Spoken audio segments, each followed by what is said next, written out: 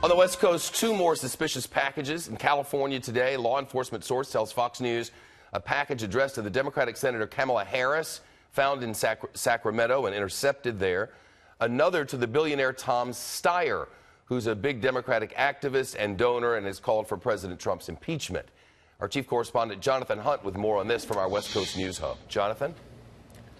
Shep, let's start with the Sacramento device. The FBI and Sheriff's Department rushing to a post office in the south of the city this morning with a law enforcement source confirming to Fox News that Senator Kamala Harris, a potential candidate for the Democratic Party's presidential nomination in 2020, was the target of a suspicious package found there. We're told it was similar to the others that have been discovered this week, and that a trained postal employee first identified the package and reported it. And now we've been seeing the all-too-familiar scene of workers evacuated from the building as FBI, ATF, and Postal Service technicians deal with the device.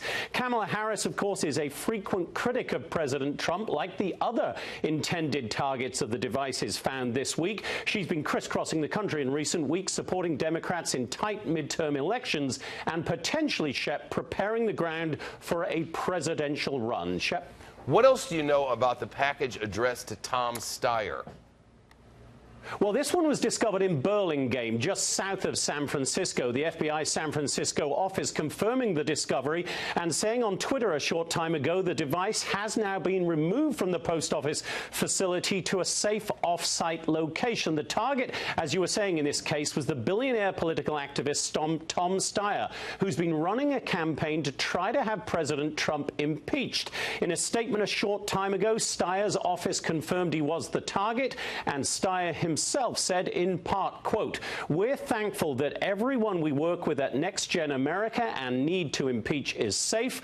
That's always our first priority and will continue to be our first priority." It's worth pointing out, Shep, that it is completely logical that if all these packages were mailed in Florida, the California-bound devices are being discovered a little later than the East Coast ones. And that fact alone, Shep, means a lot of politicians and every postal worker will likely remain on high alert on the West Coast over the weekend. Shep? Jonathan Hunt live in our West Coast News Hub. Stuart Kaplan now, former FBI special agent who practices in South Florida and is live with us. The charges against this man, Stuart, include 5 federal counts: interstate transport of explosives, mailing of explosives, threats against a former president, making threatening interstate communications, and assault of current or former official. Adds up to 56 years, but that could be just the beginning of it. That is correct, Shepard. And so you have to understand, right now the FBI has him back at the headquarters located in Miami, the Miami division. He has been read his constitutionally protected rights, as we know it as the Miranda warnings. If he so chooses to waive his right to remain silent, and he is interrogated and he is to provide additional information that may implicate himself or others, there could be additional charges that would be added on. Tomorrow, when he's brought before the magistrate, he will be brought on a complaint. Later on, that complaint will be converted to what is known as an indictment after the evidence is presented to a grand jury. So the charges as they stand now may be a lot less, ironically, than what ultimately he may be facing. And rather than trying this down in South Florida, this will move to the Southern District of New York here in Lower Manhattan.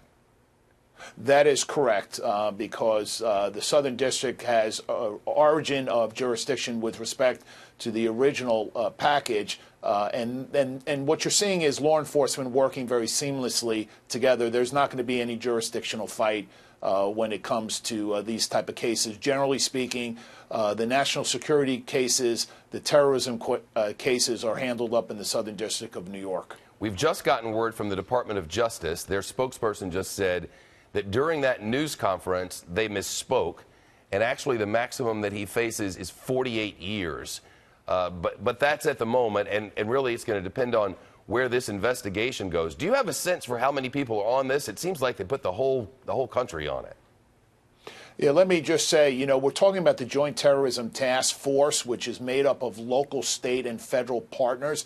You're talking about 1,000 even in excess of 1,000 law enforcement officials, not only working here in the United States, but also abroad to ensure that nothing was missed. Now that we have an individual that has been apprehended, the priority now is to make a determination if he's willing to talk to us to see if there are any remaining devices that are out there so that we can retrieve them and neutralize them. And then, of course, the priority turns to, was he working in concert with others? If they are satisfied that there are no other co-conspirators, you're going to see a systematic stand down of the amount of agents and law enforcement partners that are going to be working around the clock. Thank you for all of that. Appreciate it.